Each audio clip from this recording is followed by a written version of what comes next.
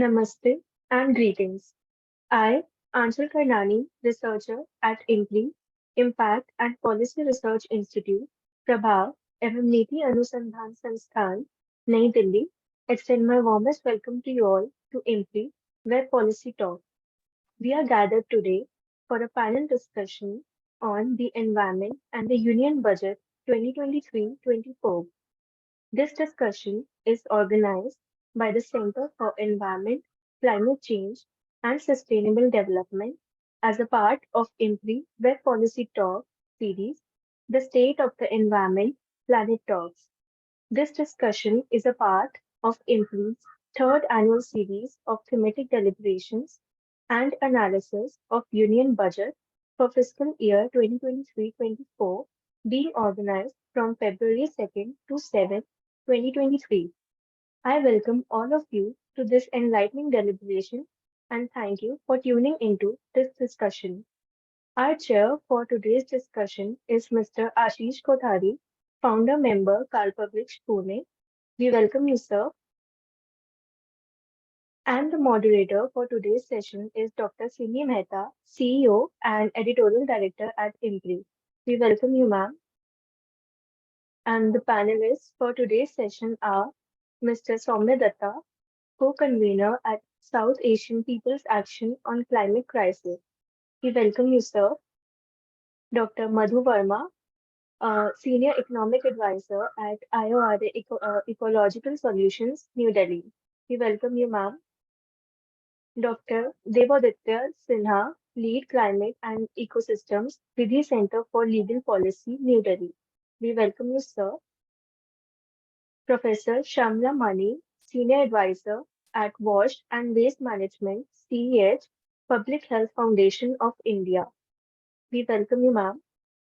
And we have Mr. Himanshu Shekhar, Senior Editor, Political Current Affairs, New Delhi Television Limited, NDTV India. We welcome you, sir. So now, without any further ado, let us start the program. It is my honor to invite Dr. Simi Mehta to start the program. Over to you, ma'am. Thank you very much. Good evening. So on the 1st of February 2023, our Finance Minister, Ms. Nirmala Sitharaman, unveiled the Union Budget for the financial year 23-24. And this budget, in the words of Prime Minister Modi, has been said that it will infuse new energy and new momentum to India's development trajectory. And there are 7 priority areas or Saptarishi on building a sustainable future through green growth, green infrastructure, green energy, and green jobs.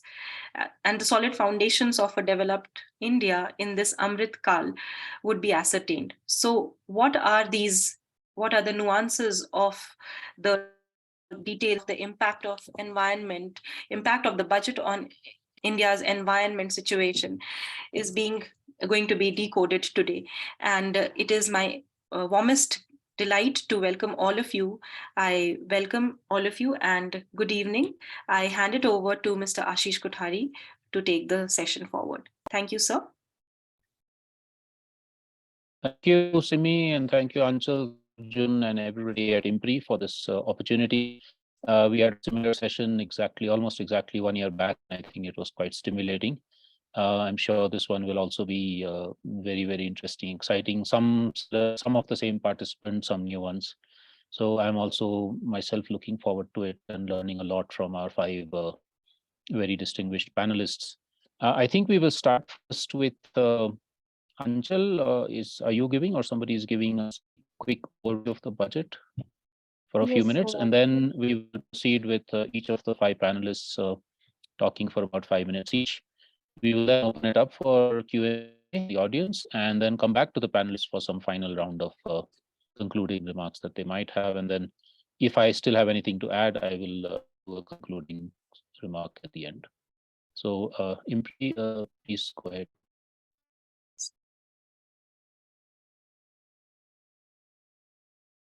Okay, so now we will move on to a brief presentation on the Environment and Union Budget 2023-24 that our team has prepared, covering the key highlights. So the Finance Minister Nirmala Sitharaman has announced that Budget 2023-24 will focus on 7 key areas, which includes green growth. Moving on to the next slide.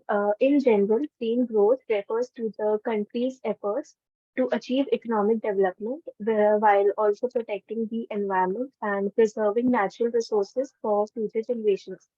And this year's union budget provides 35,000 crore rupees for priority capital investments towards energy transition and net zero objectives. And the government is targeting 5 million metric tons of green hydrogen production by 2030. Battery energy storage system with a capacity of 4,000 megawatt hours supported with viability gap funding will also be introduced. Now, the government has allocated adequate funds for scrapping old polluting vehicles and 19,700 crore rupees for National Green Hydrogen Mission, which will facilitate the transition of the economy into a low carbon intensity, is also allocated. Also, in order to ensure green growth, interstate transmission system for evacuation and grid integration of 13 gigawatts of renewable energy from Ladakh will be constructed, and an investment of 20,700 crores, including central support of rupees 8,300 crores will be made. Now, moving on to the next slide. Here are some budget estimates from the year 2021-22 to 2023-24, showing an increase in the total expenditure as well as capital expenditure. All these figures are in rupees crores. So there is also an increase in the amount allocated to Ministry of Environment, Forest and Climate Change and Ministry of New and Renewable Energy, with around 3,079 crores and 10,222 crores respectively. The scheme for faster adoption and manufacturing of electric vehicle in India, which was launched to encourage electric and hybrid vehicle purchase by providing financial support, also saw an increase in the budget allocation to rupees 5,172 crores. Now I pass it on to Tripta.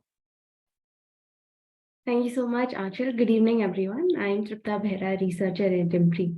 To take the budget analysis forward, to look at it from an environmental perspective, we will be looking at schemes and domains under the Ministry of New and Renewable Energy and the Ministry of Environment, Forest and Climate Change.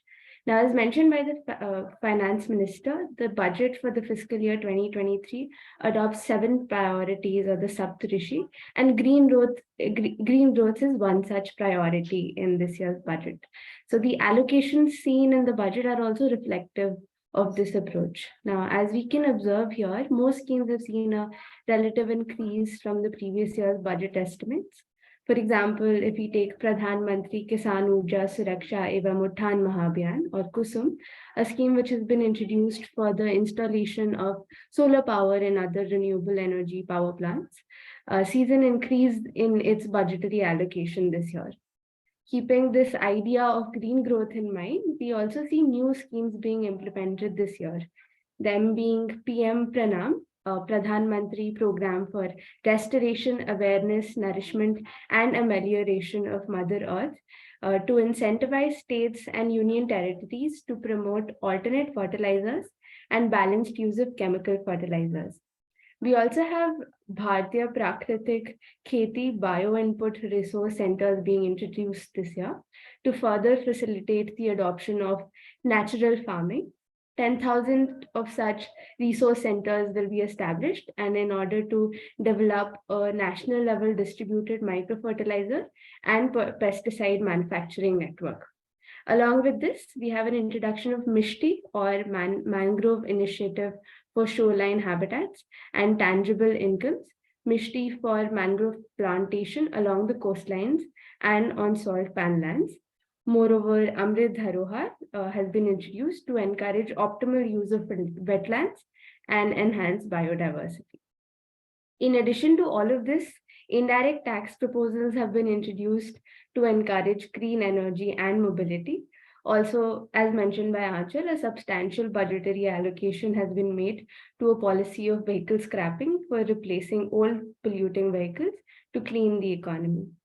With that, we would like to wrap up this small introduction on the budget from the environmental perspective. Over to you, Simi ma'am. Thank you very much, Tripta and Anchal, and thank you for giving this wonderful overview of the budget and its implications on the environment, especially. Thank you so much, and I will hand it over to Mr. Ashish. Thank you, Anchal and Tripta, for this. It helps us to set the stage for, I think, as I said, what should be a very interesting discussion. So I think I will just make a few opening remarks before requesting our panelists to speak. Himanshu has also joined us, so welcome, Himanshu. So I think, I mean, as I think both of you have pointed out, there is at least on the face of it a lot of emphasis on green. I think the finance minister's speech had something like 20 or 25 mentions of the word green, which is probably the first time that's happened. And virtually the green, I mean, green has been put as a qualifier for lots of things: energy, farming, mobility, buildings, fuel, jobs, etc., etc. There's also a lot of what seem to be very positive ones, all the ones that you have listed, so I won't list them just now, with regard to organic farming, actually even Jal Jeevan, water, mangroves, etc. I think the questions we have to ask ourselves is, number one, what is actually contained in these budgetary allocations? What are the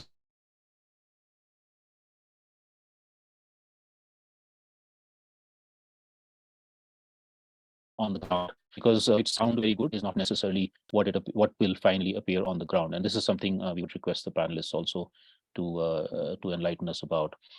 The second issue, I think, is how deep are the transformations. So, for instance, with energy, and there's a lot of focus on energy. There was also in the last budget, and is in this one. I think 35. But then, if you look a bit closer, most of it is to do with the oil and the petroleum sector. What exactly does it mean for these sectors is something to be analyzed. Also, if you look at green energy, 13 gigawatts from Ladakh. I'm actually sitting in Ladakh right now, which is why you see me wearing these clothes. So there is considerable worry and concern about this 13 gigawatts of solar energy, because 30,000 crores or something that's been allocated for the transmission and distribution of the power that will be generated. So both in terms of the power generation, which is slated to take place in the very, very ecologically sensitive and culturally sensitive area of Changthang, which is a nomadic pastoralist landscape and very important for wildlife, and all the transmission systems that have to go along with that. What would the ecological impacts of that be, and the social impacts is a question a lot of people here are asking. And then we have, of course, continued expansion of coal. So if you look at energy, while it sounds good on the face of it, you dig deeper, it may not actually be so good. And again, this is, I think, people like Soumya and others, I'm sure, will have much to say about this. The third issue, I think, which is there is, what is the impact of the real big ticket budgetary allocations, which are not necessarily environment, but have an impact. So for instance, the National Highways Authority of India, as in last year, this year has been given 162,000 crores of rupees. That itself is 50 times the budget of the Ministry of Environment. Now, we know agitations going on all over the country where highways are cutting through forests or cutting through people's lands. What does this actually mean? Similarly, with fertilizers, chemical fertilizers. So on the one hand, let's talk about prakritik kheti and things like that, and that's good. But on the other hand, chemical fertilizers get a jump from something like 105,000 crores to 175,000 crores. So where is the major impact going to be is, I think, a very, very big question. Similarly, I think there's a lot of budgetary allocations for marine exports, for the so-called Blue Revolution mission and others. Again, are these for conservation or are they for the commercialization of marine and coastal spaces? That's the question. Fourth, I think, crucial issue is what's missing or hardly there, which is, for instance, air pollution. Now, people have been signaling air pollution as a huge public emergency, as a disaster across the country, with maybe 1 million or more people being killed every year because of air pollution. Is there a budgetary allocation? Is it sufficient? Is, I think, one question. Secondly, climate adaptation. The economic survey has a huge chapter on climate for the first time.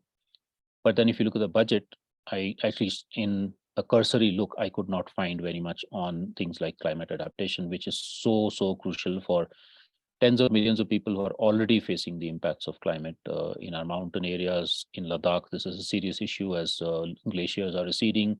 Villagers are actually getting abandoned because people simply don't have water anymore. In our coastal areas, our farming and Adivasi areas, etc. Again, I'm sure panelists will have other things to say about this.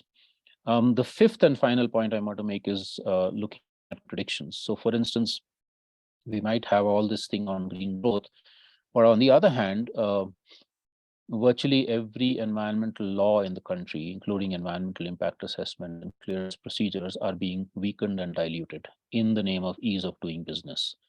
There's actually a good analysis by the Center for Financial Accountability on the budget, just came out, I think, or yesterday. And they've pointed out how many of these dilutions have taken place, hundreds, literally hundreds in laws that have taken place, most of them actually to reduce environmental or labor regulations. So on the one hand, you have this talk, on the other hand, actual measures, legal policy measures seem to be going in different directions. Similarly, if you look at Prime Minister Modi's favorite new phrase, life, and there's a talk in the finance minister's speech about curbing consumption or going towards more sustainable consumption. But then if you look at the entire economy and the advertising and all the encouragements that corporations are getting, it's all towards actually increasing conspicuous consumption and overconsumption. So I think these are fundamental issues that need to be analyzed to be able to really get into a deeper understanding of what this means. So with those few remarks, and the panelists will have much more expertise on all of these and other issues, I'm sure. I'm going to hand it over. I would request panelists to look at maybe three aspects, apart from what they're also going to look at anyway. One is direct allocations for the environment. There is a slight increase in the Ministry of Environment, for instance, or in, of course, then the second is indirect, such as with renewable energy. And the third is allocations for other sectors that don't seem to be related to the environment, but have a very huge impact on the environment, like highways. So with that, over to the panelists. I think we'll go with the sequence that was announced. So let me start with Soumya. Soumya has been very active on climate and a whole bunch of other issues. So I'm sure those are things he will enlighten us about. Soumya, over to you. 5 minutes. Please, thanks. 5 minutes. Okay. Thanks, Ashish, and namaskar and good evening. So since it is 5 minutes, let me be very brief. One, on the surface, there is good sounding noise on the environmental front, like the Ministry of MNRE, and this is almost 50% increase, green hydrogen, this all, as Ashish said, the green word has been used many times, and substantial increase in the budgetary allocations of those sectors which are supposed to be better, forget about green, supposed to be less evil than what was going on, supposed to be in some aspects. But let us put this in context. While the Ministry of New and Renewable Energy got 10,200 some crores, the Ministry of Petroleum Natural Gas got 40,000 plus crores. While the National Green Hydrogen Mission, the green hydrogen is being tom-tommed to very much. Green hydrogen target by 2030 is 5 million metric tons by 2030 per year. We have to remember today our petroleum consumption is around 240 to 250 million tons, and by 2030 it might be 400 to 450 or even 500 million tons by the targets that are being presented. So there is a huge noise about green hydrogen, but if you place 5 million metric ton against something like 400 million metric tons, because one of the issues, and this is supposed to replace coal in some areas, where in steel production, etc., and liquid fuel in some other areas. So that is insignificant. Whether you do this 5 million or not, will really not have any impact. The third point, what Ashish pointed out, there is a huge number of projects which are getting clearances, whether it is a linear project, so no EIA, whether it is a project in the defense strategically important area, 100 kilometers within the international boundary, no EIA needed.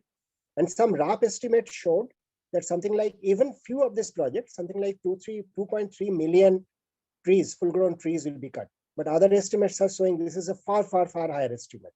And if you now quickly turn into what are the requirements? One, there are two things that I will quickly, since the time is so short, will focus on.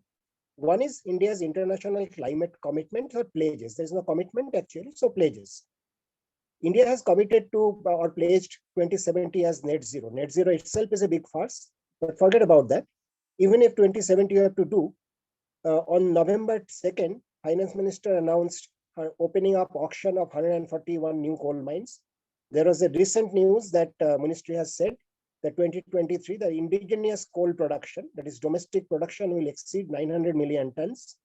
So if we are opening up a huge coal and oil sector today in the mid 2020s, how do you go to zero or net zero by 2070? Because if you have to go even by 2070, of course, the climate systems will not wait for 2070 for us, or for 2060s for Jinping, or for 2050 for others.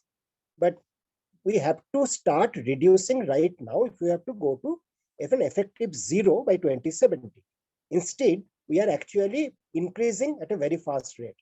The last point, I don't know how much time is left. The last point I would like to highlight is, since I am working with a large number of communities across India, whether it is the coastal fish workers, the inland fish workers, the street vendors, the coastal communities, and the mountain people.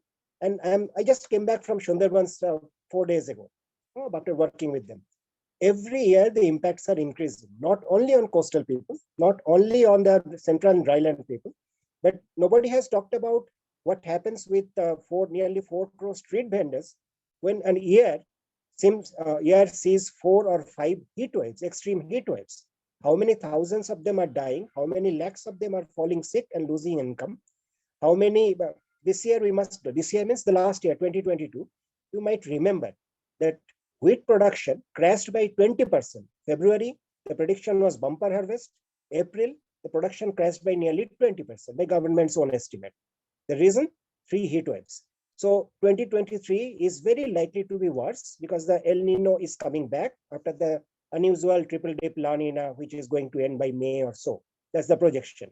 So what is the government's preparation to help something like 80 to 90 crore people who are at the cutting edge, who are at the front line of climate change impacts, whether it is heat wave, whether it is urban or rural flooding, whether it is flash floods in the Himalayas because the glaciers are melting and already melting very fast, whether it is those extremely strong storms. And all of us know that the Arabian Sea has now become much more active. The Arabian Sea over the last around 20 years, the number of cyclones has increased by 52%. And that's all because of climate change. The Bay of Bengal was always there as a highly cyclone prone area. Now we add to Arabian Sea. And in the last 3 years, we have seen Taute, Nisarga, the western coast is completely unprepared. Given a little bit of preparation on the eastern coast, if you go to the western coast, including Mumbai or Ratnagiri or big cities, they're completely unprepared. So what does the government propose to do? Nothing in the budget, not even being mentioned anywhere, except you see some World Bank funded or GCF funded small projects going on in 4 districts in 4 different states. Some transferring the electricity lines from overhead lines to underground lines. Those are small things. But what do the communities do? What do the fish workers do? Roughly around 2 crore coastal fish workers and their families. What do they do when repeated cyclones take out 25 to 30 days of their fishing time? Out of the 180 to 190 days of fishing time available, what do they do if 25 to 30 days are taken out? What do the people, inland fish workers and coastal fish workers do with this temperature rise, the deoxygenation that is taking place and the acidification that is taking place? Is there any measure the government is even aware? There is no recognition that these things are happening. So I'll not prolong this. I'm saying there is good noise, but noise is always noise. You have to have a main signal. And noise can ride over and under, so you can try to find out what are the noises. What we are seeing now is good noises. The main signal is going into a completely wrong direction. That is business as usual with, as I said, little bit of green noise. So this budget because of the increase in GST incomes, this budget has allocated more money. So that do not really reflect on the priorities of the government. So that's a very unfortunate fact. Thank you. Thanks, Soumya. And I think we'll come back to you also a little bit more on climate, because that is obviously one of the most important factors that is facing not just India, but the whole world. There doesn't seem to be adequate recognition of this in the budget or in the overall planning of the government. Madhuji, over to you. Your 5-6 minutes, please. Thank you, Ashish, and thank you for the previous comments that really set the tone, and that has already been covered. I would rather say, in fact, we discussed last year as well, a couple of things came up for environment sector, and this year just further augmented and further accelerated.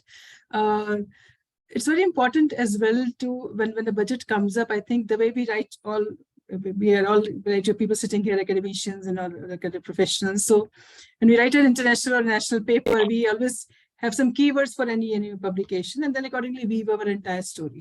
I think it is very important when such declarations are being made, and as you rightly said, Ashish, we have direct effects, we have indirect effects, and we have lots of so-called cancellation effects happening because of you promote something here, but the other activities such will pull the initial activity down.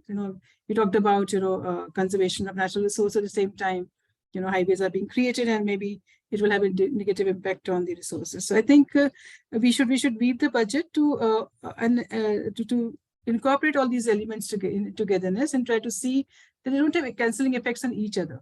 And I would also say, being an ecological economist working on these domains for a very, very long time, and some schemes are very, very interestingly introduced, and we have been engaged in doing a huge amount of work in agriculture in my past organization. I just switched to IORA Ecological Solutions on 1st of February, and before that I was working in WRA, and both organizations, we work a lot in agriculture and can see lots of things happening, and new schemes have come up in terms of providing digitization of the entire agricultural system, digitizing public infrastructure as well, and definitely national cooperative database to be created.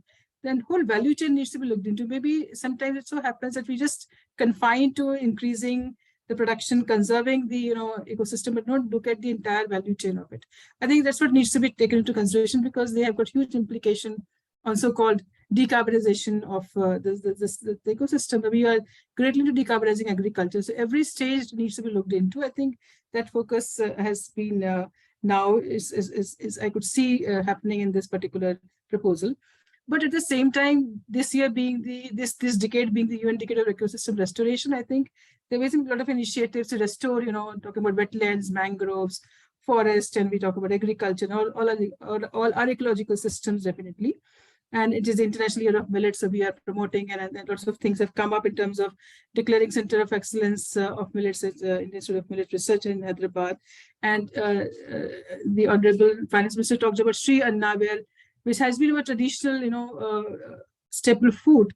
All the millets have gone from the scene, and what is called as so-called wheat has increased, and wheat bellies have increased. So we need to actually promote this, and this budget totally supports, all variety of, so-called millets into jowar, ragi, bajra, kodo, kutki, many such millets. What I also would like to say, it's also when we talk about green budget is a financial, sectors, the description of the whole allocation of resources and usage of it, but we must also do green accounting at the end of it. Nothing in finance completes with the accounting part of it. So whatever we introduce in a year, it will have an impact, and things will happen at the end. Like if you're conserving ecosystems and you're restoring ecosystems, you're building soil, you're conserving biodiversity, you're doing, millets definitely do a lot of nitrogen fixation and the climate resilient crops, the superfoods, and so much of nutrients. At the end of it, we must actually quantify the impact of these interventions on the ecosystems and the economic system, on the health of ecosystem and the health of economic system. I think that is not being done. That will give a very strong guidance, system for future. They will give you an idea about what interventions which were introduced in the beginning of the financial year had led to certain changes in the end of the financial year. The incremental change, the value added must be actually taken into consideration. And if there are cancelling effects, the net value will be definitely very low. It might become in fact negative. So that's what is not being done. I think that will give us a reality check at the end of it, a mirror to see the value of interventions and I've been working in this with CR framework, the system of environmental economic accounting, for a very, very long time. And it's a high time in India to introduce this. And come on, we have a structure available. We were in the committee and developed the structure, and we have had a couple of sporadic cases studies available. But on the whole, the country should know the reality check should be done at the end of the financial year, which we get in terms of economic survey. But at the same time, the invisibles don't get any recognition or position or accounting in the economic survey of the country. So that's it's high time to, if you want to really green the economy, go for green accounting at the end of it. Budget is something to introduce green interventions, but the net change, incremental change or decremental change can be assessed at the end of it and give us guidance for next year to actually proceed and accordingly make suitable interventions, so not having, as Ashish very concerned about, having cancelling effects of initiatives which have good intent but land up with the bad outcomes. So that's what I would just say at this particular point. Thank you. But Madhu, and we'll come back to you. I think especially on the issue of millets, I have this question, and maybe you can deal with it later, is how much of this whole millet thrust is for exports and how much of it is actually for the poorest families of the country, including the marginal and small farmers. I think that could be a very important thing to look at, because I know there was, for instance, recently an international seminar on millets, and virtually all of it was corporations, companies, big farmers, and exports. So I think that's a very crucial question. Maybe you can respond to that later. I'm going to turn over to Debadityo. Over to you. Yeah, thank you, Ashish. So in 5 minutes, I will just try to summarize like the changes I have been able to see.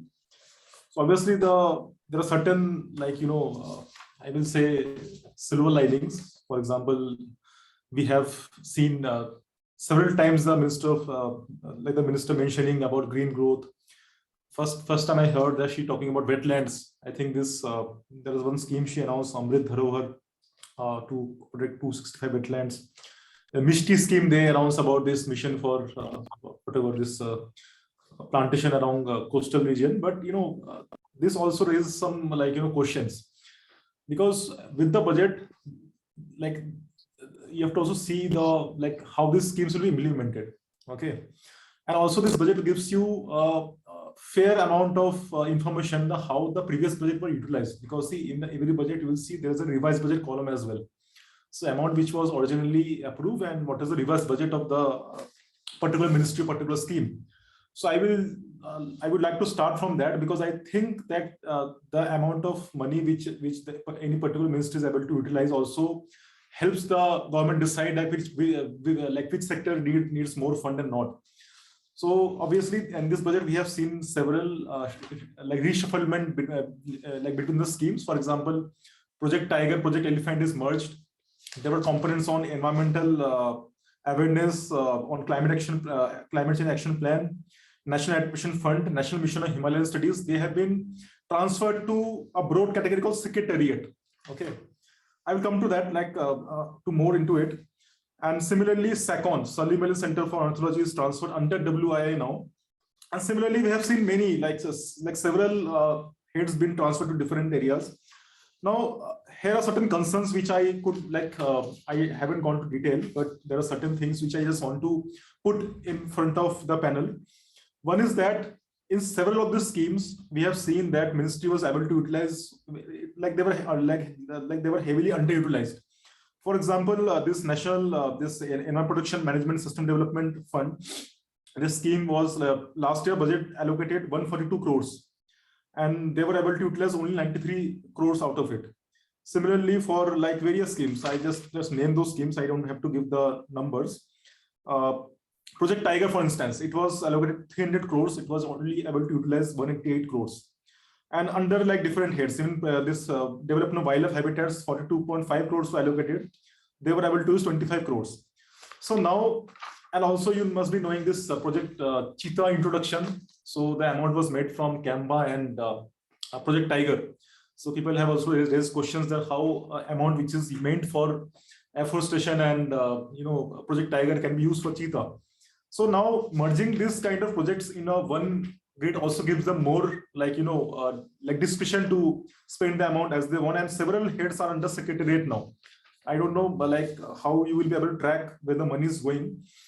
The other thing I wanted to say is that, which we already covered, that the focus is on the energy sector. I think some 20,700 crore is also, they have, the minister spoke about something called renewable energy evacuation program. And this includes also this 135 gigawatt power plant in Ladakh.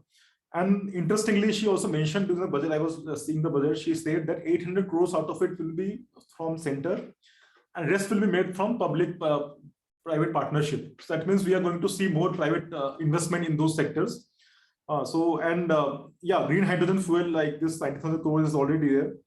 There is another head called energy transition towards net zero for Ministry of Petroleum. It is 35,000 crores. And there is also a component of 10,000 crore per year for sustainable cities for tomorrow. And the focus will be on urban infrastructure development fund, which will be with the state governments, and it will be for targeting tier 2 and tier 3 cities. So obviously it also shows the priority of the government, like, how they want to develop, and all this kind of stuff is there. And lastly, I just want to say, in the budget document of the MOF, I can see they have mentioned that the majority of the amount for the plantation will come from National Sovereign Fund, Green Sovereign Fund. Okay, this is something which we need to understand, we have to see. And one last thing I want to say, while she mentioned about this, Minister mentioned about this Mishti scheme, she said that we want to plant mangroves. I don't know, only the name is Mangrove Initiative, or they will actually plant mangroves. But the thing was that she said that we will plant forest along the coastline. Now, see, we have seen how plantations are a disaster in the country. We have been planting trees everywhere. And she mentioned this thing called salt pans. We will plant mangroves or trees along the salt pans. So, what we have seen in last several years, whenever the government brings some scheme, there is a whole rat race to, get the money from center. Another interesting thing, one last thing, sorry, I won't take much time. There is a component for state grants, like grants given by center to state, that is also underutilized. Last year, the ministry didn't allocate those monies for state, and there was also a report from of the committee on that, why they couldn't. So my only submission is that we should not only see the budget, what has been approved to the MOF or any of the scheme. Sometimes these are also affected by the amount of money you were able to spend in the last couple of years, and that also shows the priority of the government. So we should definitely compare not only the amount allocated, but also the amount they have been actually able to spend, and what is the impact of this reshuffling, and what is the reason behind those. Yeah. Thank you, Ashish.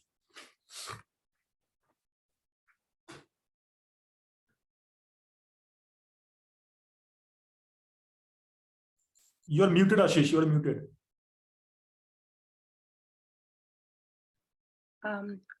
I think there's an issue with his internet.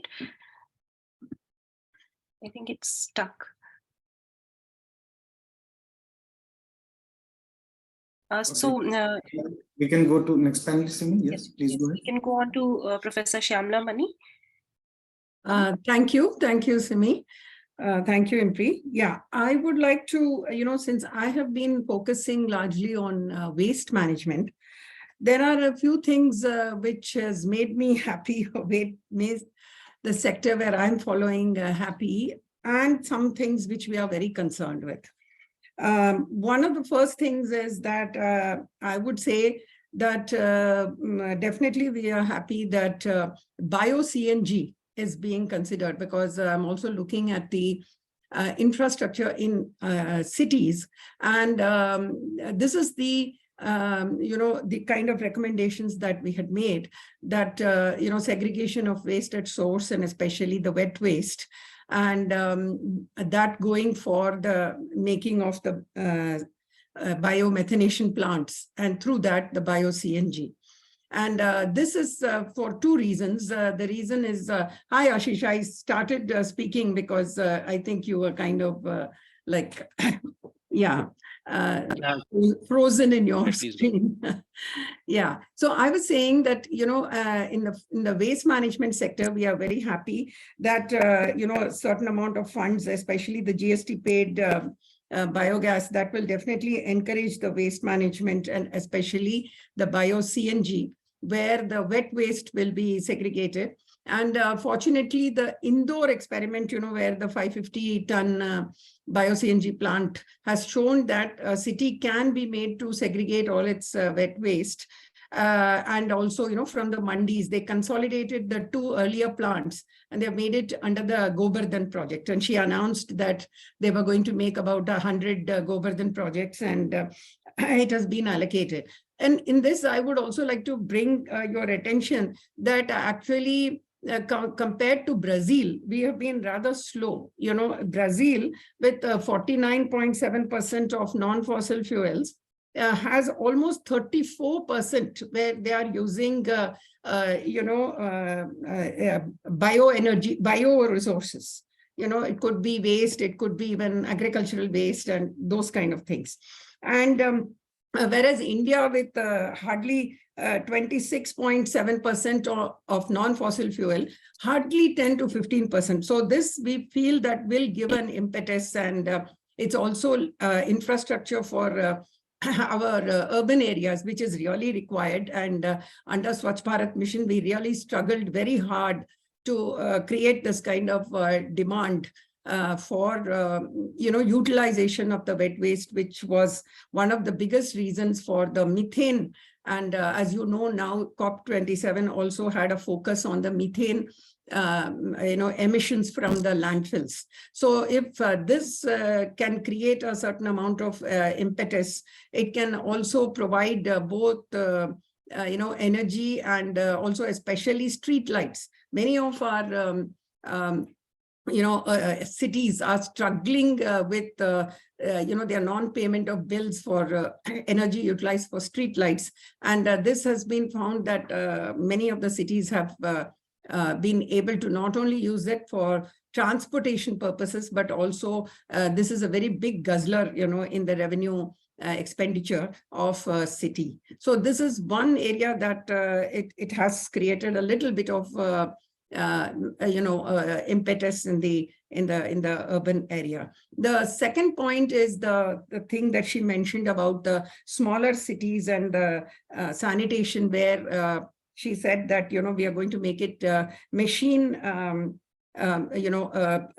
especially instead of manual scavenging and manhole cleaning, it should be machine hole cleaning, which is really a social justice issue as well as a sanitation issue. Of course, the amount allocated, 10,000 crores, might sound big, but this requires because we have 4,000 cities which are less than 1 lakh population. So it would not only just require the purchase of these kind of equipment, but also a huge training program. Of course, it is going to be done under the UIDF, and I'm sure the NSKFDC also will be playing a very big role. But the biggest issue here is the identification and training of the waste workers, especially the erstwhile manual scavengers, and in a business model. So we are really looking forward to it, but I don't know how this is going to roll out. We certainly hope that this will really create that kind of change that we are hoping. Of course, the points where everybody has also mentioned that, even in urban areas, we are very concerned that air pollution, especially because NCAP has come and there are, identified cities which are non-attainment, and they require not only just a lot of equipment and training. Of course, they have mentioned things like ethanol blending and, change of the fuel, fossil fuel, but that is not the only thing. We also require allocation for, urban infrastructure, especially for using some of these, alternative energy sources. And also air pollution is also about monitoring. It is also about, a lot more other kind of infrastructure that is required for controlling. And it is not only transportation. The It has been shown very clearly in the source apportionment that also, MSMEs, they continue to use polluting fuels. There are also various other sectors like waste burning. Of course, no impetus has been given or any kind of push to the industries to create alternatives to things like plastics, because those are one of the things which are being burnt openly in areas, in urban areas. So I don't know whether my 5 minutes is over, but initially these are the kind of remarks that I would like to make. We are happy about certain things. It is showing certain amount of allocation. But in the health sector, we are very disappointed because climate change and health is a very important aspect. And we feel that there has been nothing, absolutely nothing said or, about it. And like many people have pointed out, there are many people in the country who are suffering from the allocation of funds for climate change and health. Thank you. Thank you, Shamalaji. I'm sorry, my internet is just going in and out. I'm going to try and switch to another system, but Himanshu, please go ahead. So please unmute.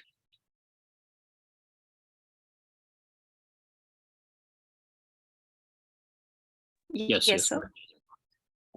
It's a privilege, Ashish sir, and all the learned speakers before me have delineated very well the broad contours of what is there in the budget, what is not there.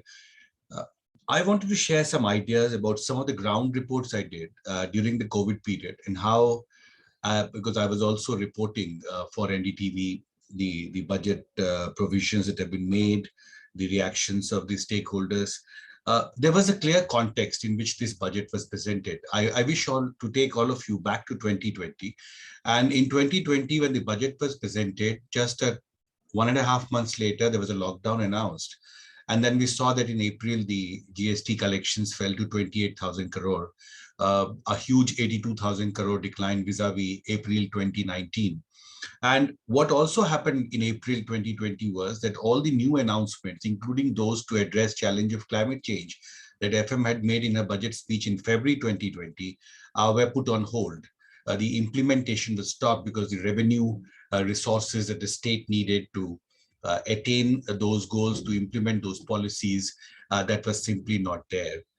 And now when the economy is back on rails, India is now one of the fastest growing economies, there was a greater expectation that in the COVID period, because of the debilitating impact of the lockdown on national economy, not only in India, in different parts of the world, there was very acute concern about the ability of the state to attain even the sustainable development goals. Lots of initiatives that was initiated by governments all over the world.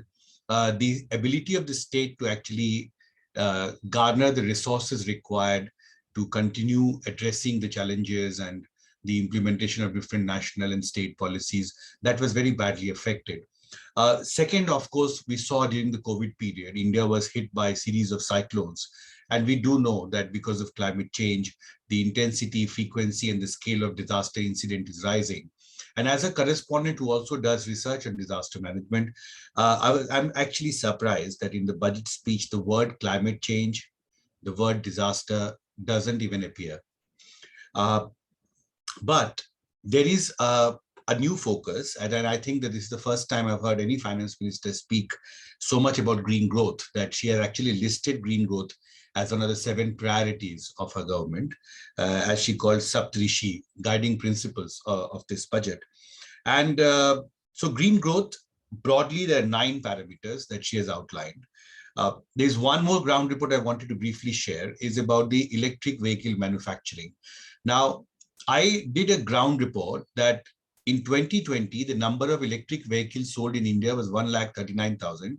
By 9th January 2023, in the present financial year, the sale of electric vehicles had increased to 8,44,000.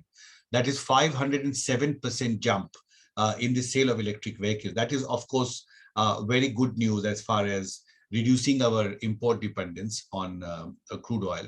But at the same time, the Society of Electric Vehicle Manufacturers, they had actually put forth 3 demands in their pre-budget memorandum before FM. One, she has met. 2, there is no mention of that. One, of course, the import. She has actually exempted the customs duty on import of capital goods and machinery required for manufacture of lithium-ion cells for batteries used in electric vehicles. Now, the CII National President Sanjeev Bajaj told me that this is the most expensive equipment that is used in any electric vehicle. So if the customs duty is exempted, that of course has a very significant impact on the cost of electric vehicles. And I think because in comparison to conventional vehicles, the electric vehicles still are more expensive. So I think this of course will add up and encourage more people towards this sector. Now, of course, some of the points have been made by learned speakers before me, but these 9, of course, areas which FM has mentioned, it also includes vehicle replacement. Now, there was one demand that the electric vehicle manufacturers had made was that we want a battery swapping policy, because there's always a concern that if you buy an electric vehicle and if you have to do interstate travel, you're a little unsure about how you're going to charge your batteries. So they desperately wanted the Indian government to actually announce a battery swapping policy. And they were also, they have been indicating this, that like petrol pumps in different parts of the country, you need to develop that network where under the battery swapping policy, it is possible for those who drive electric vehicles to get charged electric batteries wherever they go. But that infrastructure, of course, will take a lot of time. And the third was a battery manufacturing policy, but that also has not been mentioned by FM. But what did she do? The budget for Environment Ministry increased by 24%, but it remains, I think, as Ashish has said, very minuscule, 3,000 crores. It was 2,478 crore last year. So on the budget front, energy transition, 35,000 crores, the point has already been made. Green hydrogen mission, cabinet had approved this, an allocation of 19,700 crore. Third is the green credit program. Then the fourth one is green mobility. One I have already mentioned, and one to avoid cascading impact of taxes on blended compressed natural gas, that is CNG. Excise duty on GST paid compressed biogas contained in it has been exempted from excise duty. So this is to boost green mobility. This is one has been a focus area in this budget.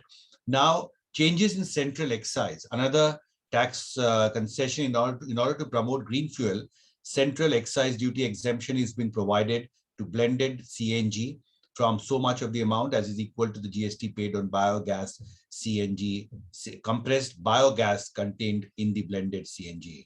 And vehicle replacement policy and encouragement to actually replace the old government vehicles. And the government now wants state governments also to come out with an incentive package under the vehicle scrapping policy, which was announced in 2021-2022. I think this is also a welcome step. Interstate transmission system for renewable energy. Ashish has already mentioned this is for Ladakh. Special scheme from Amrit Dharohar for protecting vital wetlands, another point that has been made. And importantly, 1 crore farmers to be facilitated to adopt natural farming in next 3 years. For these 10,000 bio input resource centers will be set up. So broadly, the thematic focus has been on promoting green fuel, green energy, green farming, green mobility, green buildings and green equipment, and policies for efficient use of energy across various economic sectors. So that is the thematic focus when FM mentions the government's focus on green growth.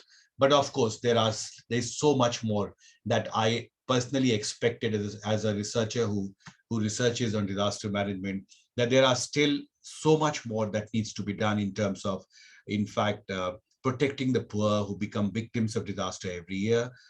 On climate change, for instance, there was a lot that needs to be done because last 2-3 years during the COVID period, a lot of national effort to actually attain these SDG goals, especially Sustainable Development Goal number 13, which deals with climate change, that needed a much bigger push than what I do see in this budget document. Thank you, Ashish sir. I think my 5 minutes are over. Thank you, Himanshu. Thanks to all the panelists. I'm sorry I've been going in and out a bit, but so I might have missed some of your important remarks, but I will get back to them with the recording. So thanks a lot for all of this. I would like to now request if there are any questions from the audience, and if the IMPRI team could help me with tracking those questions. Soumya, I'll get back to you in a second. Let's just see if we can get any questions from the audience, and then we'll have another round with all of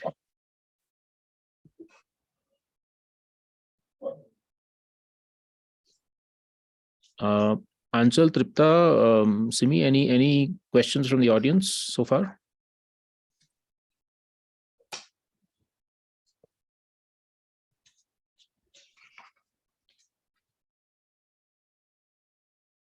No, not yet, sir. But Soumya sir has raised hand. Okay, Soumya, go ahead, and then we'll get back to the audience if there is any questions. Yeah.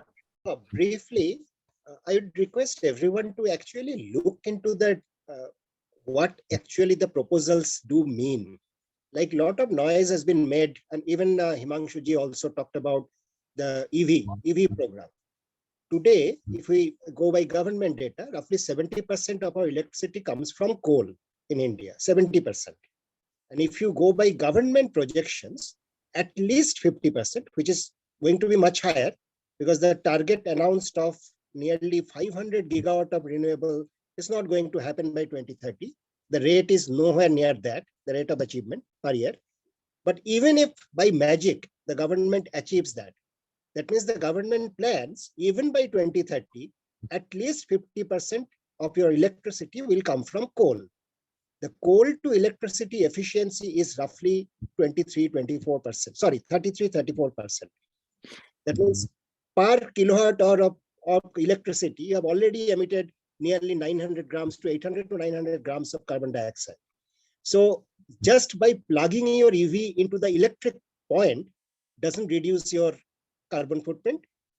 On top of that, instead of going for public transportation, focus on public transportation, each EV will be weighing something like 1,000 to 1,300 kilograms. The steel, the aluminum, the plastic, the batteries materials of lithium and nickel and everything, each and every one of them has a carbon footprint, has a water footprint, has an ecological footprint. And we all know, if we go for good public transport, a good bus can replace something like 20 cars, where most of the people drive around in single in one cars. So I think these noises, as I said, the green noises on a brown budget is a lot of people are being misled. Similarly, I'll just end by saying this, I'll not prolong, there are a lot of other points.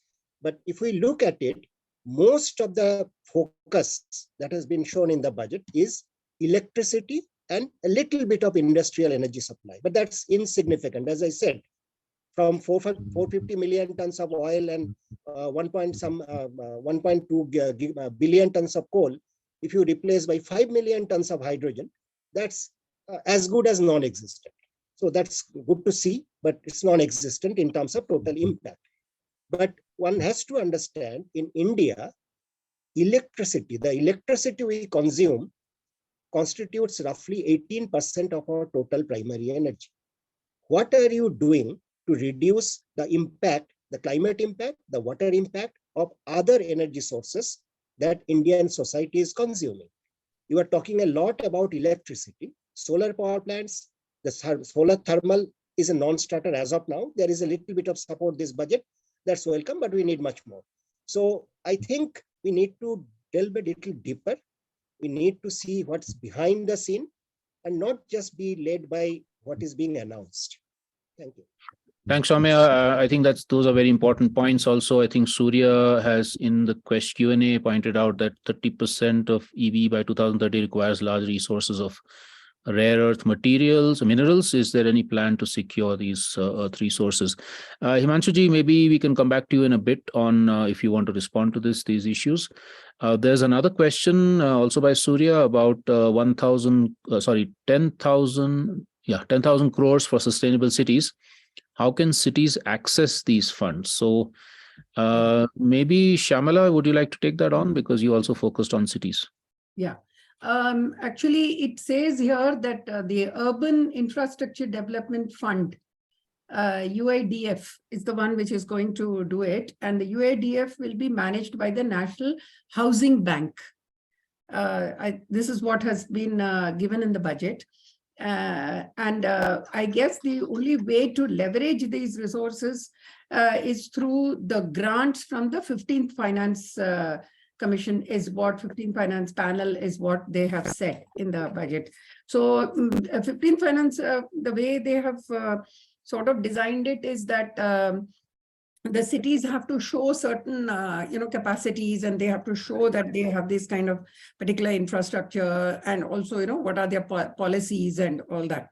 So there is a like a particular specific way that cities can access through the 15th Finance Commission. And also I have a feeling that because it is through the UIDF and also the, as I mentioned, the NFKDC, the sanitation part of it, I think they can access through Swachh Bharat mission to some extent also.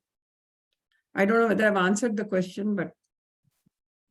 Yes, thank you. Thanks, Shamla, for that. Is there any other question already? Otherwise, we can request Himanshu to maybe specifically respond to Soumya's points.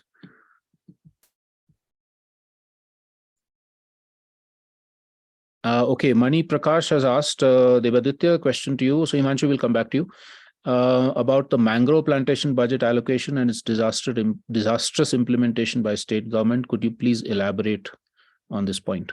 Debadityo? Yeah. So actually, I just raised a doubt. So the scheme's name is Mangrove Initiative for Shoreline Habitation and Income, Tangible Income. Now the point here is that it's a myth that planting trees is actually solution for everything. Obviously, where there are mangroves, you have to protect those. But there is also importance of plain beaches. Like a lot of these turtles and all, they like it's a habitat of many species which prefer those kind of plain things. And we have seen it inland also, every places. It's like there are grasslands, there are scrub forests which have their own system of flora and fauna. It's in the bureaucracy and also with the foresters. So because there's so much amount of money into plantations, like you've seen in the case of Campa. So much amount in like they have to spend and every time you see that in the February to March at most of the states we have seen, there's a huge plantations programs like during those years because they want to spend the money. So what happens is the areas which are actually very rich in biodiversity, take for example you can take example of any like grassland places in the first areas. So they see these areas are like place where they can plant trees. So when you plant those trees, they this local like biodiversity, like they're adversely affected by those kind of plantations. So similarly, I think it's not that all the coastline has mangroves. There are places where there will no mangroves. There will only beaches. There will only salt pans. Okay, so you don't want to plant mangroves everywhere. And I don't know whether this scheme only talks of mangroves. It can be about trees. And we have seen this case of this Isha Foundation. They have launched this huge program on plantation along rivers. Now you cannot plant trees along river banks and on floodplains and say that you are protecting environment. So wrong intervention at right place, like good plantation is good, but only for a particular cause. It's not everywhere you can go. So I just raised a doubt that what happens is whenever government promotes something, then all the states all the machinery, they just jump over it. Like we will get money and there's a whole rush to do that. That is the thing I wanted to tell. Yeah. Thanks, Debadityo. There's also the issue, of course, that while they might be planting mangroves in a few places, they're also giving clearances in areas where mangroves already exist, natural mangroves that have grown over centuries. I mean, including the Nicobar right now with that absolutely insane project that it's 70,000 crores is going to be spent on. So there are all these contradictions also which do exist. Plus, of course, a huge thrust to ports, to shipping facilities, to all kinds of coastal things, which are going to be causing huge impacts on the coastal ecosystem. So how much of that actually gets balanced by this nicely sounding Mishti scheme is a big question. Back to the issue of electric vehicles, because there's also a question by Shipra on whether the shift to green energy electric vehicles is ensuring social justice. And I think Along with the points Soumya had made about electric vehicles, there is also, of course, the point about who can really afford these electric vehicles. So these 8 lakh that I think Himanshu you mentioned would probably be the 1% richest people in the country who can afford electric vehicles. Whereas, as Soumya mentioned, public transport, which is what 50, 60, 70% of people in cities would be using, does it actually get the same amount of attention? So Himanshu, maybe you want to respond to these, both Soumya's points and this question about social justice. Yeah, this 30% target, of course, that is the government plan. But it will depend on how India's big car manufacturers actually take the next big step. I was just looking at the data. Maruti, which had a share of around 41.8% in December 2022, and of course we all know Maruti Suzuki is the market leader. Its first electric car itself is expected in 2025. In fact, the Maruti Suzuki chairman, R.C. Bhagwa, has been on record saying things about electric vehicles, electric cars, and how there was a lot more needs to be done before actually we start producing the electric cars. So there's always a question of infrastructure that I think will be a big bottleneck that needs to be addressed if you have to achieve these 30% targets. Because a company like Maruti, if it launches its first electric car only in 2025, then of course there are challenges in the road ahead. Second, of course, the point that I earlier made is about the battery swapping policy. Remember, most of these vehicles that we see, I mean, on the website of Society of Electric Vehicle Manufacturers, there's a data given from 2017 till 2023, and you can see that there is a very significant jump in the sale of vehicle. And most of these, another story I did, is in the smaller segment, like, for example, a scooter. Swiggy, for instance, has made a deal with Zippy, and Zippy is making electric scooters only for Swiggy. And it's easy to maintain, easy to charge. The input cost is very, very low. So I think with the advancement of technologies and with the kind of custom exemption that has been announced in this budget, and more such announcements and concessions by the government, the cost of electric vehicles is expected to go down, because lithium ion, if you exempt the custom duty on the important components and in the import of lithium ion cells, then of course the cost goes down. But these are, of course, this is a very new sector, and I think it needs government's handholding. And at the same time, the big manufacturers in India, especially Maruti Suzuki and other such companies, will also be, I think, needs to be encouraged, needs to be given more incentive, because this is a demand and supply driven economy. I remember I interviewed the executive director of Maruti Suzuki, and he was very hesitant to even speak about electric vehicles, because Maruti, of course, is not as aggressive in this market, in this segment, as Mahindra is or Tata Motors are. They have taken far more steps than what Maruti has done. So I think there are still big car manufacturers, vehicle manufacturers, who are still hesitant, because for you to create a market, you need an infrastructure. Now, there is a thinking that you first start producing cars and the infrastructure automatically will come in place. But there are other naysayers who would say that why would somebody buy an electric car if you can only drive in cities and you can't take it out? This is the problem that happened when the CNG had first come. And most of the CNG run vehicles, the people who owned that, they were finding it difficult to go for interstate travel, because in many states, such CNG stations were not available. So I think there's a question of infrastructure that needs to be addressed. But of course, as Soumya was also saying, there's a lot more thinking also needs to go in terms of how to make public transport systems more and more aligned with the EV segment. I think that is one big jump that needs to be taken. And also you have to address these issues and concerns that he had raised. They're very valid points that also you have to address. But at least in comparison to fossil fuels, of course, electric vehicles on the face of it seems to be a better option than a petrol or a diesel car.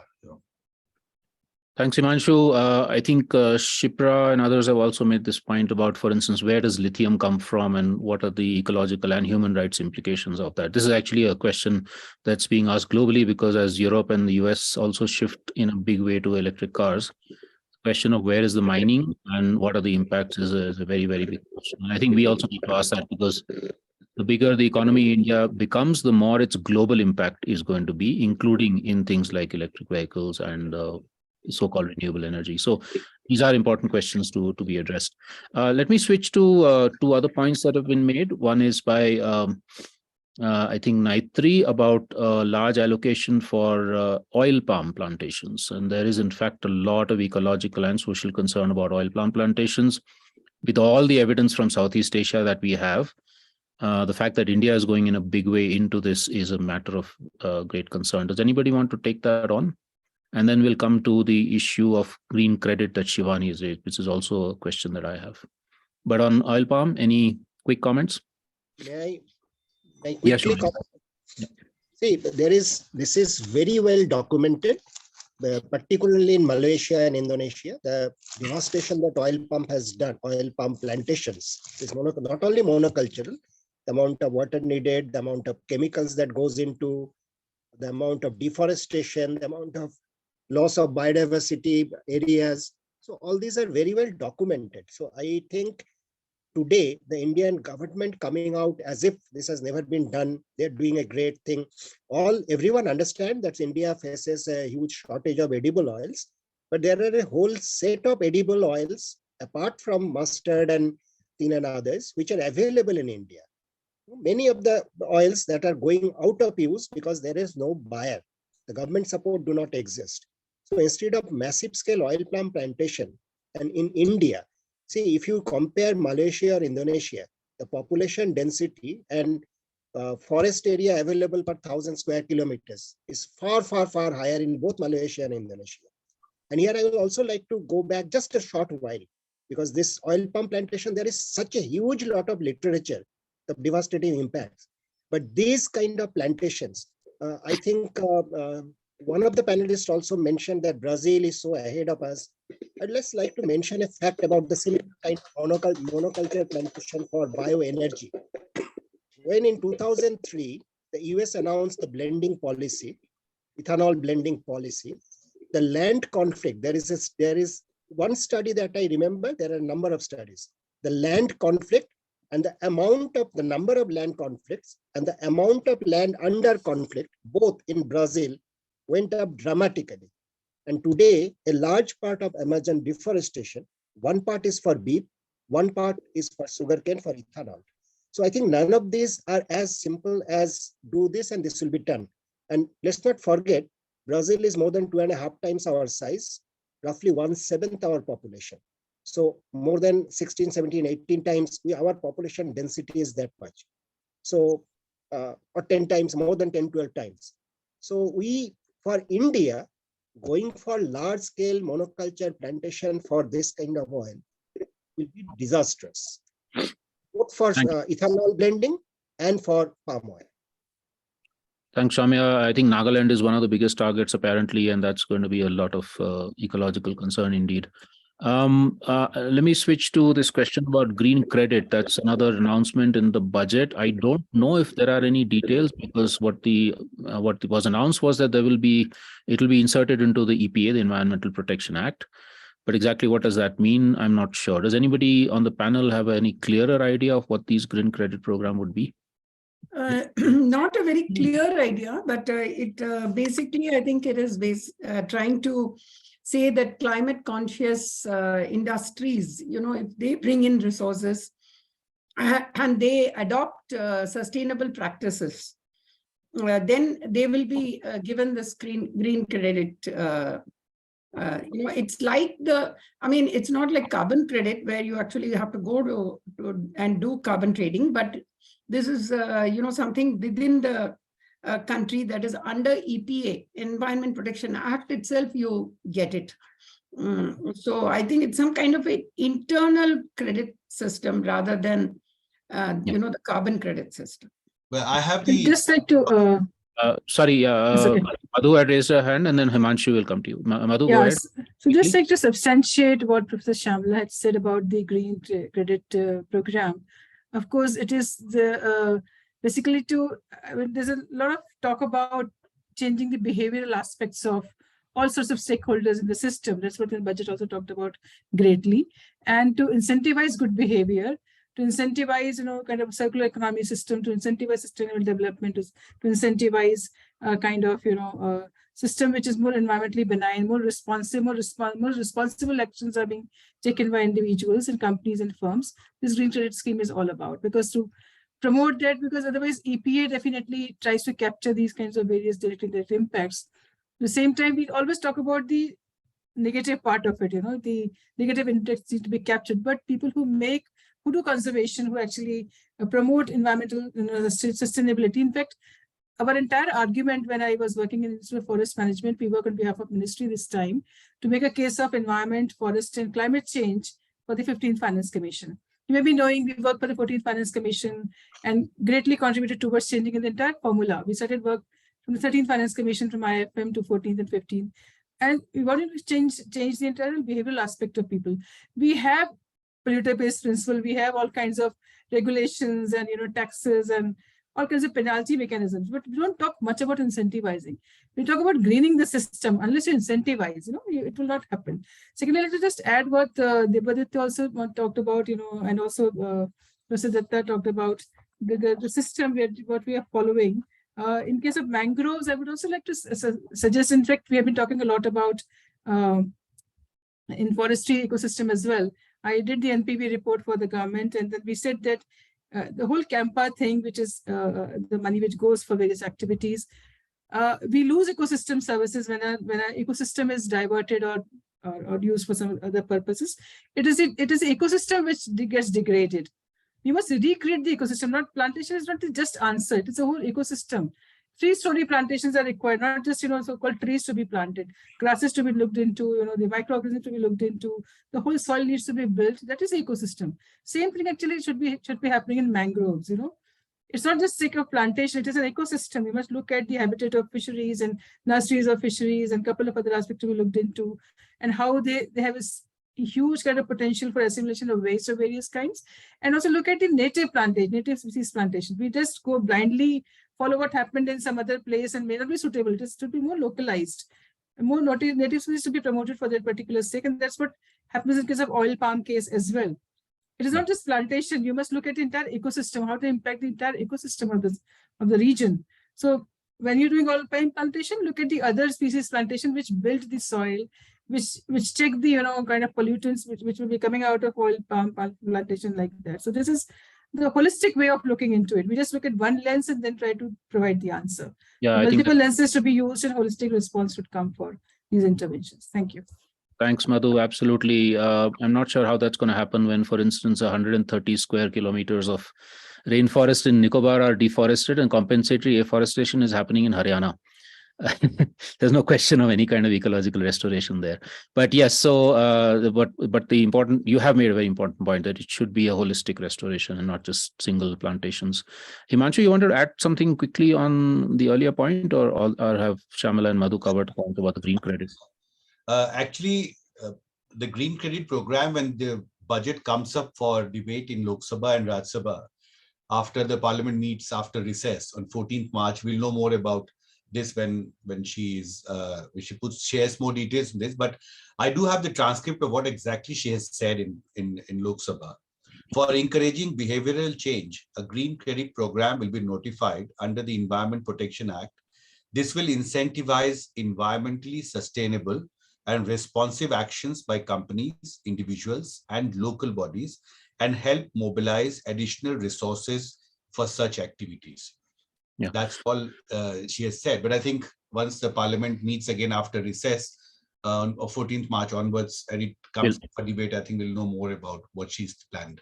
Yeah, okay. So we'll wait and see what comes out of that. Okay, I'm going to now, because we have about 10-15 minutes left, I'm going to now come back to each of you as panelists to give us any concluding remarks you have. I'm assuming there are no further questions to be responded to. So if you could just in 1 or 2 minutes have some concluding remarks, and I'm going to go in the reverse order now. So let's start with Himanshu, you. I think the point that I made earlier, I just thought that this is something that needs to be done. I remember in 2020, budget, there were lots of announcements on climate change and environment. And then suddenly 2 months later, all the implementation of these schemes announced in budget were stopped. Now, we do not know whether they have actually revived the process of implementing them. But I think in the 2 years, 2020 and 2021, the ability of the Indian state to actually take very firm action to address the challenges we face on the environment front was actually considerably weakened because of the fall in revenue collection, and there was a lot of stress in the economy. We know economy contracted in 2020, 2021. And so I think this has been the period of acute economic distress, both by at the government level and at the people level. We know millions of people had loss of income also during this period. So now when the economy is back on rails, I just thought that we have to be very aggressive, because not only in terms of addressing the SDG goals on different segments, if you look at it, but even in the context of taking new steps, newer and more aggressive steps, that UN Secretary General has said one line repeatedly, the most number of times, I think, last 2 years, is that climate change is running much faster than we are. And we still don't see. I remember Dr. Harshvardhan said in Lok Sabha, he was a science and technology minister, that in 2016, the number of cyclones that hit India was 1. In 2017, it rose to 3. By 2019, it had risen to 9.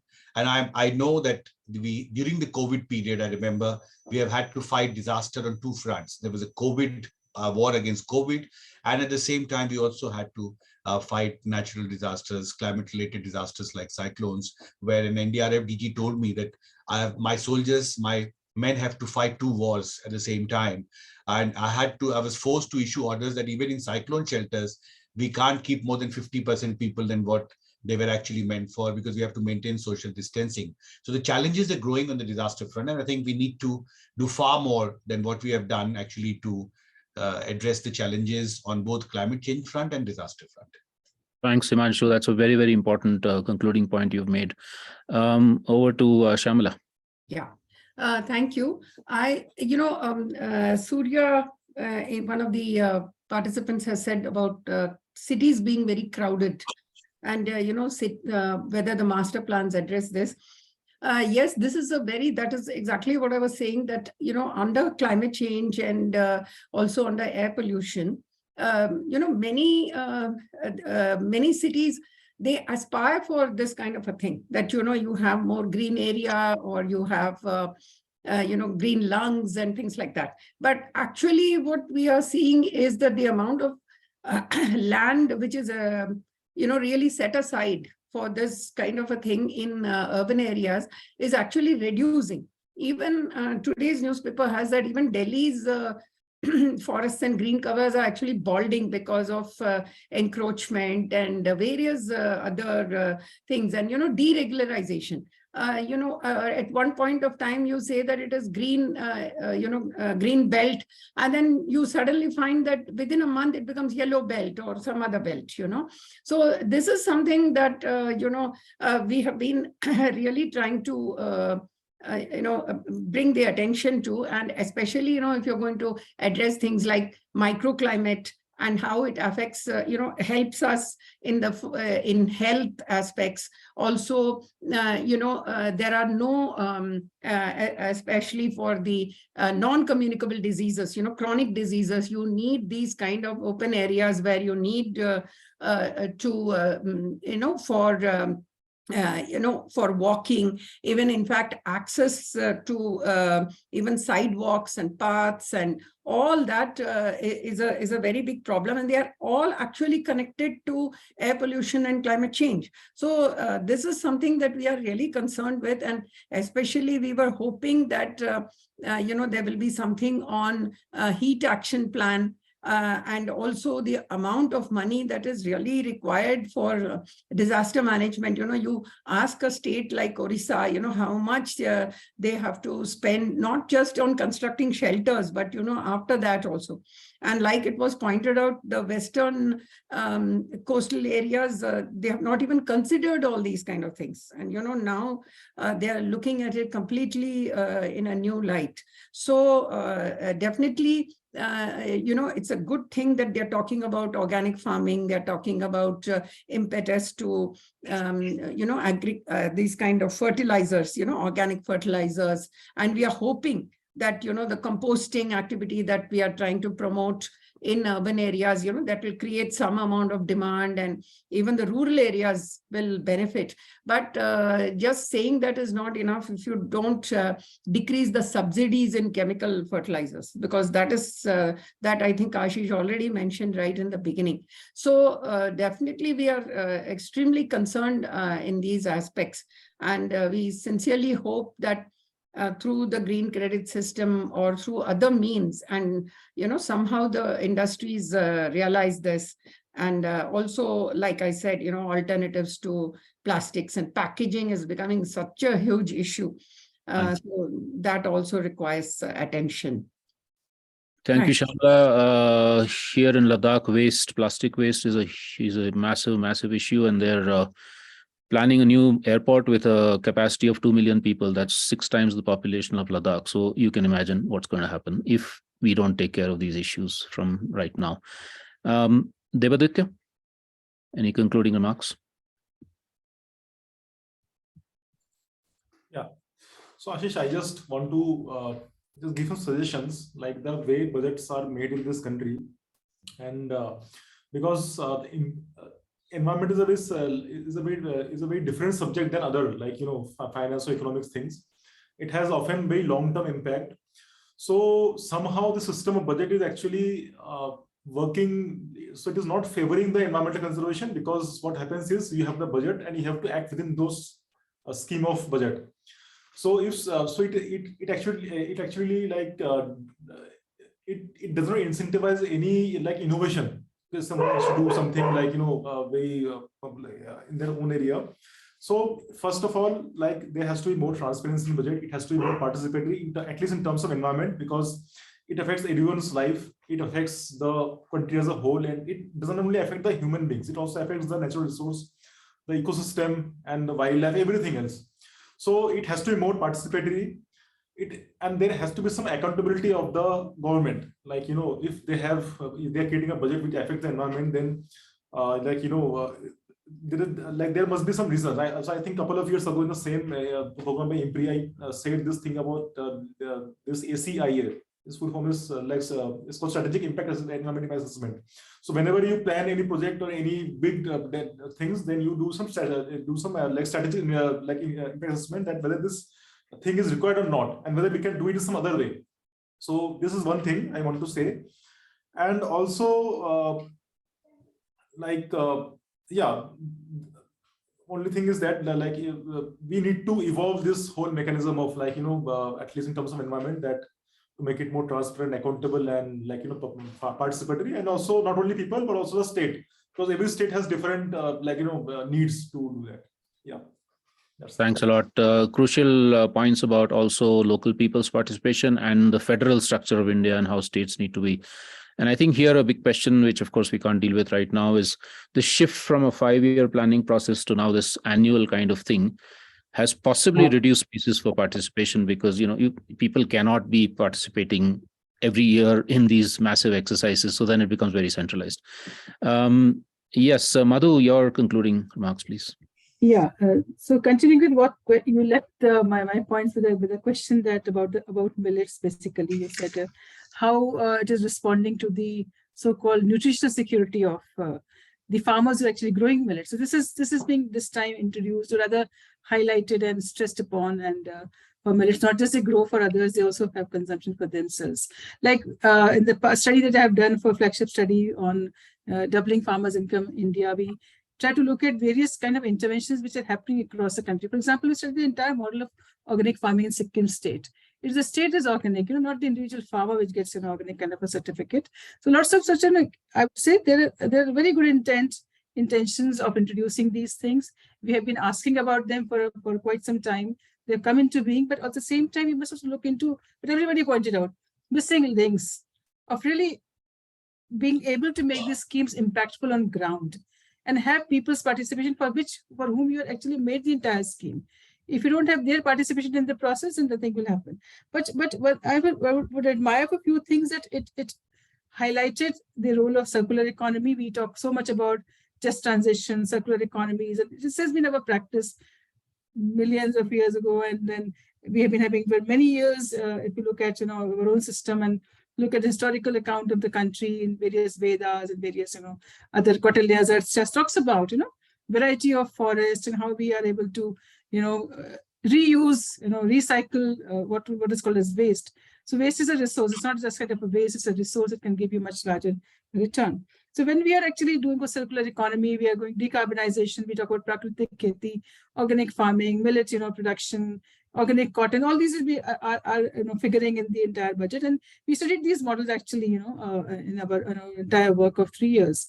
So there are missing links, and that links can be bridged with adequate finance, which of course is being talked about a lot in terms of various kinds of credit schemes, various kinds of incentives to come into being, how we can create a kind of accelerator fund for agriculture, for example, to bridge these gaps. The links to be bridged, and ultimately it is a matter of incentivizing. As I said in the just now as well, as the previous speaker spoke, that if people are making efforts, we must incentivize them. Like very pertinent question was raised that chemical fertilizers have got a subsidy, not the organic fertilizers. But do we talk about nowadays, Co-convener scheme talks about a couple of galvanizing organic bio-agro resource done and creating these centers of production, converting waste to wealth, and not just using in so-called these agricultural sites. But I would just add to Shamlaji's point of this entire planning of urban areas and talking about sustainable cities. I remember teaching this model of Santa Monica, I think 20 years ago in my master's program of IFM of sustainable city. One thing which may be transportation, where we talks about housing. It was about each and everything, how to sustain that. So this is kind of, I will again come back to the point of holistic development. And in this case, maybe urban farming is another important component, and laying down, the planning in a manner that you don't disturb your natural resources. We talk about a lot of blue-green, resources in urban areas. So this is what need to be actually further augmented and to be, again, I would say holistically looked into, and to really achieve this model of sustainable, cities, and looked at ultimately the sustainable development and conservation of agriculture, the whole agricultural system. One quick point I'll just like to mention. Madhuji, we'll have to. So much about, this is a gender aspect. Gender aspect also, gender aspect. Please finish. This program. Just quickly, we haven't heard much about the gender aspect. We talk about millets. It is the women actually who are cultivating millets, mostly in the country. We have seen in the case. So this is need to be further, strengthened.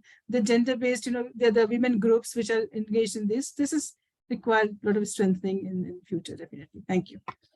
Thanks, Madhu. Soumya, last word to you. Okay, I'll see this as again a failed exercise, a missed opportunity. What we needed, given what we are facing today, both in terms of climate, both in terms of biological diversity being wiped out, and 30% of India, as per ISRO, that nearly 30%, 29.2% of India undergoing desertification. The government knows all this. The government knows that our biocapacity has been exceeded within India. I'm not talking about the global biocapacity only, which we have exceeded in the mid-1970s. In India, the total productive capacity of the land and the sea and the whatever is ours, we have exceeded that. So if we need to grow, we need to grow for people who are at the bottom. We don't need to grow, and we cannot grow without further degrading, whether you go for electric vehicle or whether you go for solar energy. You cannot grow without degrading the nature within India further. So the only avenue left is redistributive growth. And the government is completely unwilling to even to imagine that this is possible and this is the only way to go. I would think that second point, any government or any institutional structure, if they want to address a problem, they need to first identify the problems first and be honest, admit that these are the problems. And trying to bypass saying that we are having green growth in transportation and having more airports, which are 5 to 7 times every flight by passenger kilometer is 5 to 7 times as carbon intensive as even the AC trains. We have much less infrastructure. We have given infrastructure funding to trains, railways this year, but railways, the trains for the poor people have been reduced, have been continuously reduced from early COVID times. So we need to really fast recognize what is going wrong, realize that natural capacities even within India have been exceeded, and we cannot keep on growing indefinitely at whatever 6%, 6.5%, or 5.8%, whatever is the ultimate figure, without degrading it further. So let's look at who are enjoying far, far in excess of their rightful things, and let us see whether the majority of the people. So the budget this year, that's my last comment, is very good for people at the top and the middle classes, some of the middle classes, not all. Tax cut, etc., and green car. A person at the bottom, or even a middle class person, 13 or 14 lakh rupees Nexon, Tata Nexon, I cannot, or probably I don't know you, I cannot offer to buy, and I won't buy because it's not environment friendly. So the government, when it is making the budget, it needs to look at the 80% of the people who are beyond the radar now. So it has again been failed. This population of 80% of India out of 141 crores have again been failed.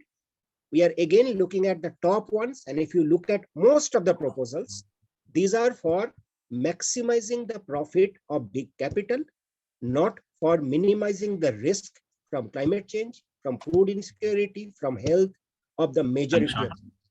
That needs to be changed. Thanks, Soumya. So I think absolutely important, and I think nobody's mentioned this here, but it also has serious repercussions, is the significant slash in the budget of the National Rural Employment Guarantee Scheme.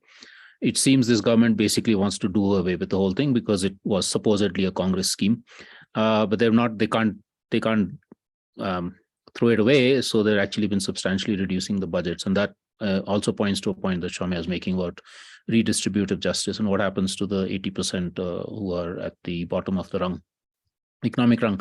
I think there's been some incredible points made by all the panelists. There's no way I can summarize this, and I won't attempt to do it. We're already also over time.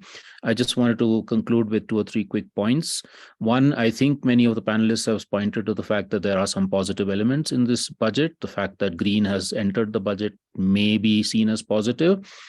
And there are some specific sort of allocations on waste and Prakritik Kheti and things like that, and wetlands.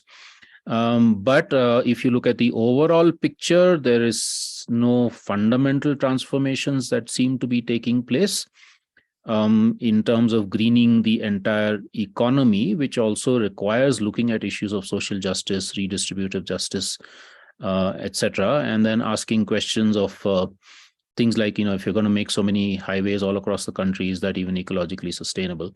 Or do we focus on other forms of mobility? The question of private transportation versus public transportation. So these are all issues where environment intersects with social justice very closely. And of course, a big point all of you have made about the virtual absence of climate and disasters and other forms of disasters, allocations for that, which is actually very, very, very shocking to my mind, given all the evidence that we have. Everybody knows that, including it's been pointed out in the economic survey itself. So why are there not allocations for this is a huge shock to me, and I'm sure to all of you. And so I think, well, here we are. I think the issue of participation, which Debadityo raised and is also very crucial. And I think also, Madhu, you talked about women, the gender issue. Millets, is it going to focus on the, for instance, 5,000 Dalit women farmers in Telangana who have created an incredible revolution with millets, but focused on their own domestic consumption first and the market second? Is that the focus, or is the focus to create a lot more millets, to produce a lot more millets, but for export? And for people like me who like to eat ragi chips to consume in our cities. And I think these are going to be very crucial questions to look at as we look at the implementation of this budget. So just a few quick points I wanted to make there. Thanks again to IMPRI for this opportunity. I'm sure we will also get opportunities to discuss a lot of these issues further and to go deeper into them. If any of you are writing essays and articles on these, please do circulate them. I think you can send them to IMPRI and they can put them up on their website and also send them to us, because we need to keep learning more and more, exchanging more and more, and asking very critical questions of our government on these sorts of issues. Thanks. Over to you, Simi. Are you including? Yeah. Or Thank you, Anjali? sir. So as we come to end of today's discussion, I, Anshul Karnani, researcher at IMPRI, Impact and Policy Research Institute, would like to propose the formal vote of thanks on behalf of Center for Environment, Climate Change and Sustainable Development and IMPRI Impact and Policy Research Institute for today's deliberation, a panel discussion on the environment and the Union Budget 2023-24. We are grateful to our chair, Mr. Ashish Kothari, moderator, Dr. Simi Mehta, and panelist, Mr. Soumya Dutta, Dr. Madhu Verma, Mr. Debadityo Sinha, Professor Shamla Mani, and Mr. Himanshu Shekhar for taking part and enlightening us. We thank all our participants who have raised pertinent questions and actively participated in today's celebration. You may also find more discussions on environment in our IMPRI Web Policy Talk series, the State of the Environment Planet Talks, and other thematic series. We are grateful if you're watching us later on our YouTube channel or listening to us on our various podcasts or reading our publications.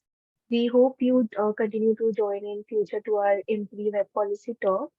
We also invite you to IMPRI's third annual series of thematic deliberations and analysis of Union Budget, fiscal year 2023-24, being organized from 2nd of February to 7th of February 2023. Wishing you all a good evening. Thank you. Thank you very much. Thank Lord. you. Yes. Bye. Thank you, everyone. Thank you.